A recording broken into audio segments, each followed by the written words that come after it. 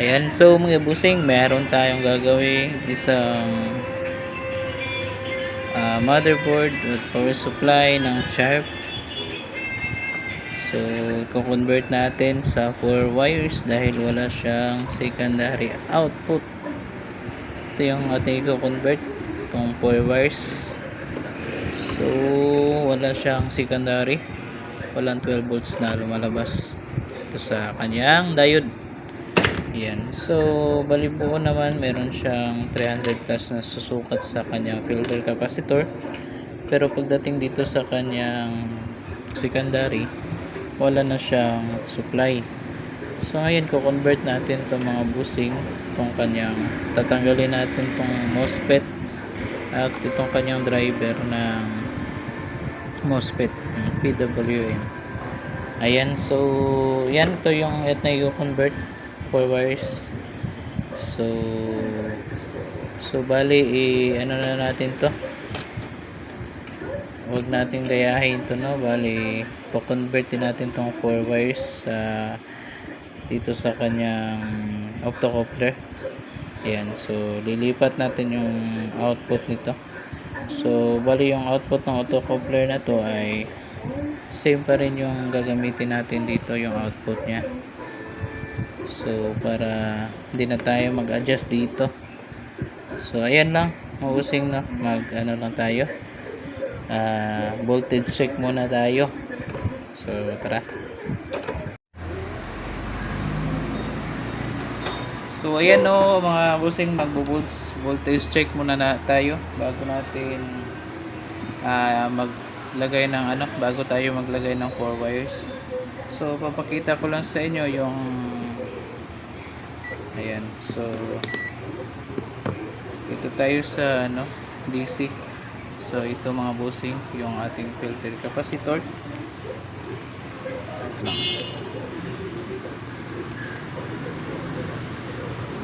Ayan, so susukatan natin dito. Ayan, meron siyang 312 sa kanyang MOSFET. So yung MOSFET na ito. Ayan, meron din siyang 312 sa kanyang drain. At sa source meron din siya sa gate. So dito tayo sa 12 volts sa output. Siyempre ayan. So dito din nakikita. Ayan. So wala siyang 12 volts na output. Ayan. So wala tayong nasusukat na 12 volts dito sa kanyang diode secondary. Ayan. So ngayon po-convert natin gamit itong 4 wires. So tara. Ayan. So bali mga busing, dito muna tayo sa itong dilaw at saka yung blue. Nilipat natin dito sa optocoupler dito sa kanyang input. Dito natin ililipat sa input. Ayan. So lilipat natin dito, saka mag-out siya doon.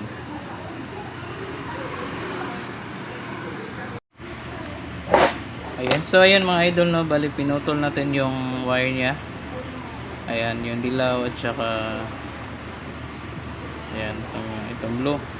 So ngayon ililipat natin dito sa input ng kanyang optocoupler. Dito kasi yung out, ito yung out, at so ililipat natin dito sa kanyang input. Ayan. So lagay na natin. Ayan, so bali nalipat na natin yung wiring. Ito. So nalipat na natin dito sa input ng kanyang optocoupler. So ito, wag na natin itong pakialaman. Ito ay yung sa hot, no, sa filter capacitor na positive at negative. Positive yung pula, negative yung itim. Yan, so dito tayo. So make sure lang na tatanggalin natin tong kanyang MOSFET. Tanggalin na rin natin tong kanyang driver ay PWM, tong driver IC. So ayan, tanggalin natin.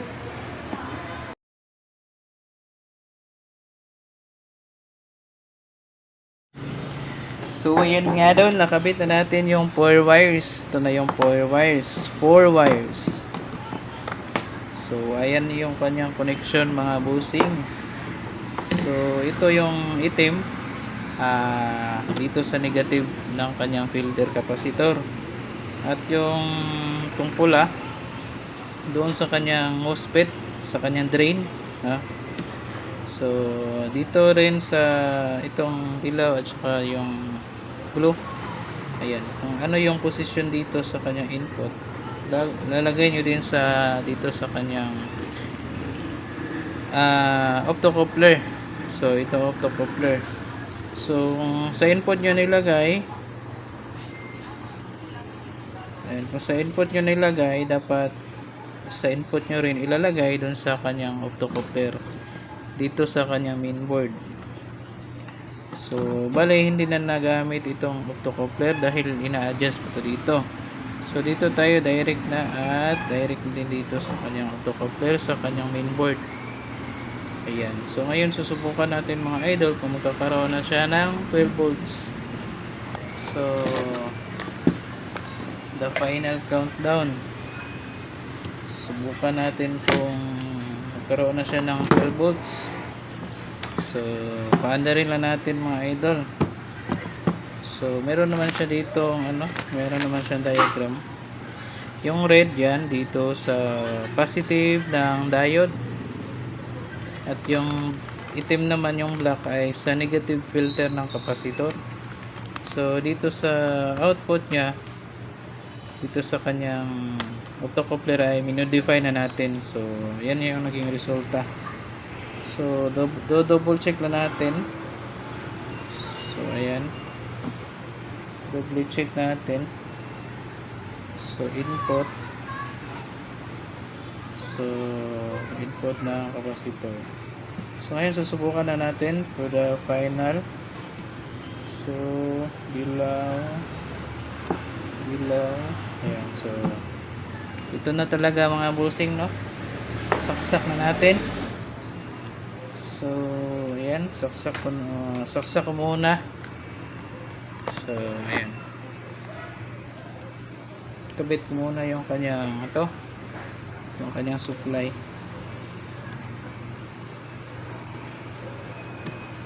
Saksak ko na mga busing.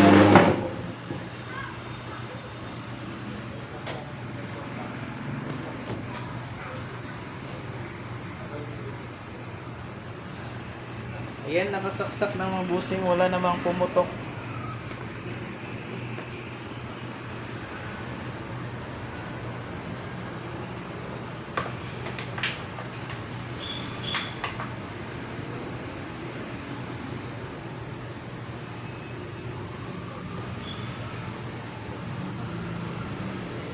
Ayan, so check natin kung may 12 volts.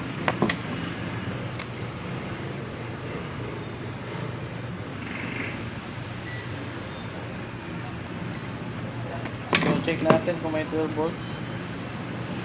Negative.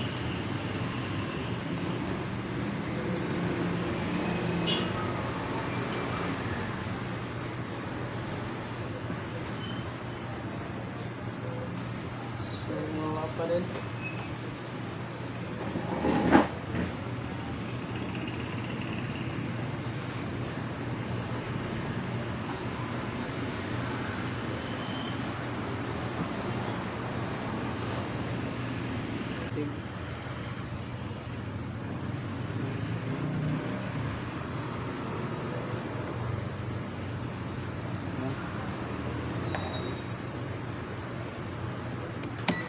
Check natin yung grounding.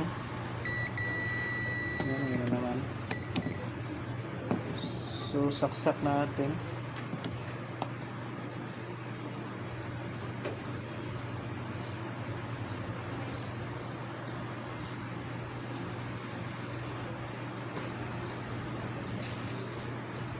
So, wala pa rin siyang output.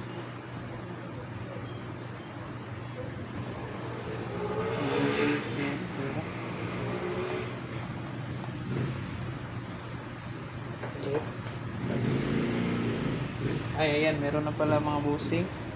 Ayan. So, meron siyang 12 volts na output na. Ayan. So, meron na siyang 12 volts na output. So, ibig sabihin, success yung ating modification na 12 volts. So, hindi lang natin pala nadiin masyado.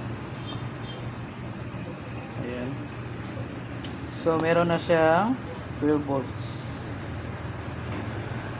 So, kanina walang 12 volts. Ayan. Yung 4 wires natin.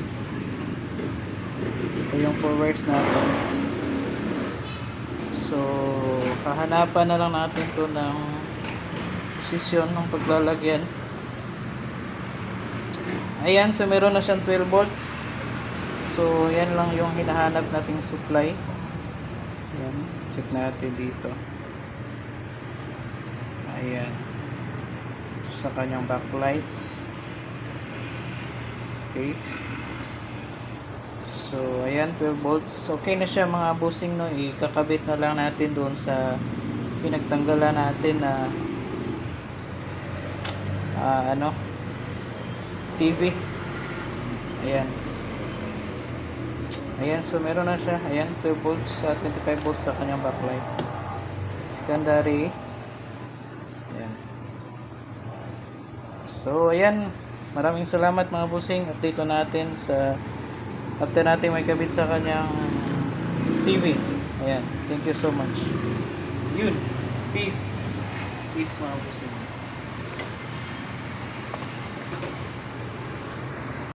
So, additional lang mga busing, no? So, nakahang pala itong ating itong ating optocoupler. Ayan. So, nakahang yan. Baka ayan. Ayan. Ayan. Tapos ito rin yung ating tinanggal. Saan yung isa? Ayan. So ngayon, ito yung mga tinanggal natin, yung kanyang PWM.